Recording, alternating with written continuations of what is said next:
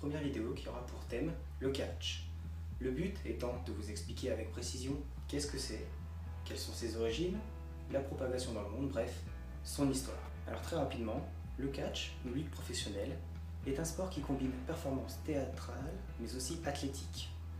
Organisé sous forme de gala ou pay-per-view, plusieurs fédérations se sont distinguées dans ce sport. D'origine gréco-romaine, son développement s'est fait au fil des années grâce à l'inspiration de divers arts martiaux. Le terme catch est à l'origine un faux anglicisme. C'est un dérivé d'une très vieille expression anglaise, catch as catch can, qu'on traduirait par attrape-le comme tu peux. Le catch est un sport qui est apparu en Europe au XIXe siècle dans les cirques qui proposaient des combats athlétiques et très techniques.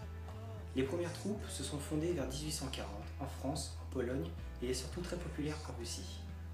Dès 1885, des dizaines de fédérations sont conçues à travers l'Europe et ces troupes sont dirigées par un manager.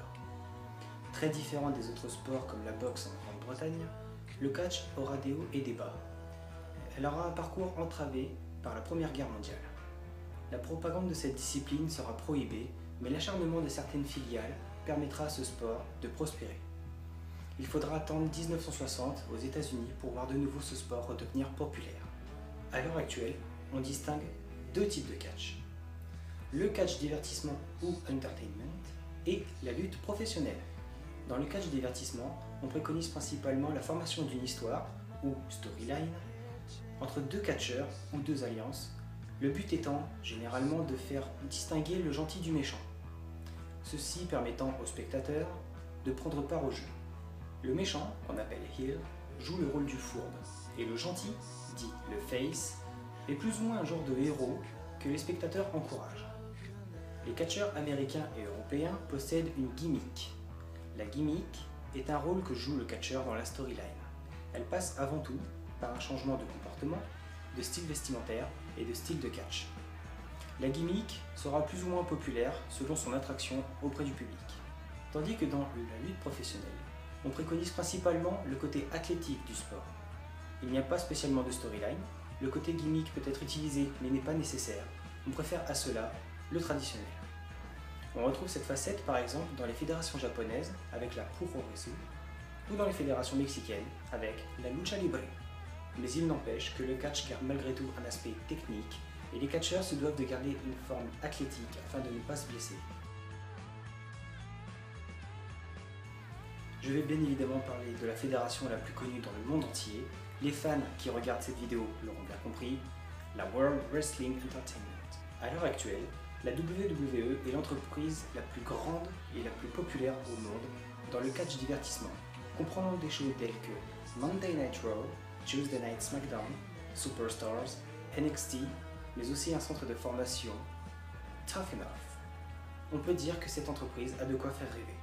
Elle vit le jour le 7 janvier 1952 sous le nom de CWC, Capitol Wrestling Corporation, puis WWF en 1963, World Wide Wrestling Federation, et WWF en 1980, World Wrestling Federation.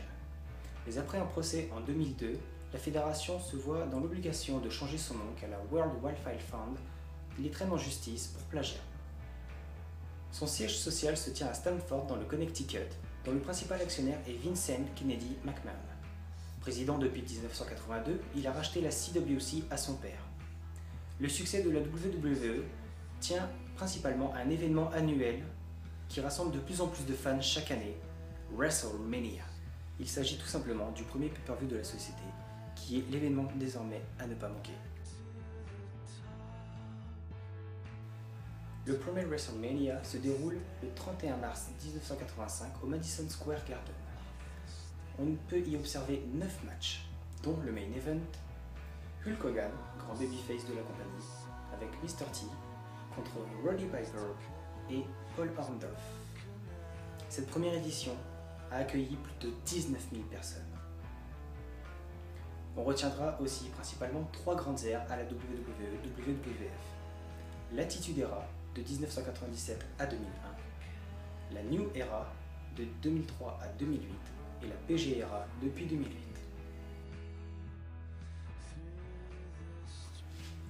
L'Attitude Era est une période qui a été marquée par un bouleversement du point de vue de la déontologie. Violence, sexe et grossièreté ont été prônés dans le but d'attirer un public plus jeune. On y verra une grande guerre entre la WWF et la WCW.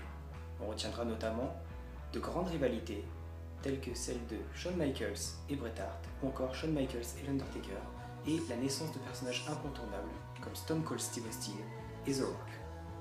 L'Attitude Era se terminera en 2001, tout d'abord en mars, par le rachat de la WCW par Vince Kennedy McMahon, et surtout au Survivor Series.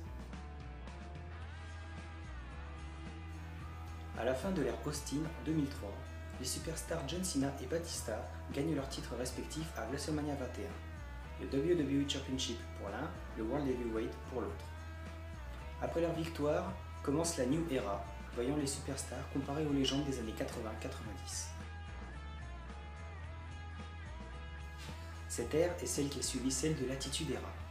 PG, qui veut dire Parental Guidance, est une classification décernée par la MPAA, Motion Picture Association of America, et signifie que certaines scènes peuvent être inappropriées pour les enfants afin de ne pas les choquer, de ne pas les inciter à la haine et surtout de ne pas reproduire les mouvements exécutés par les lutteurs professionnels. La superstar phare de ce mouvement et de cette attitude est bien évidemment John Cena. Mais le catch reste avant tout un divertissement et un sport fait par des lutteurs professionnels et qui laisse des souvenirs mémorables aux jeunes enfants. Jeunes ou âgés, peu importe, parce que dans le fond, nous gardons tous une âme d'enfant. Alors, continuez à regarder si vous aimez, partagez votre passion. Et surtout, ne reproduisez pas les mouvements si vous n'avez pas un encadrement sécurisé. Ciao tout le monde!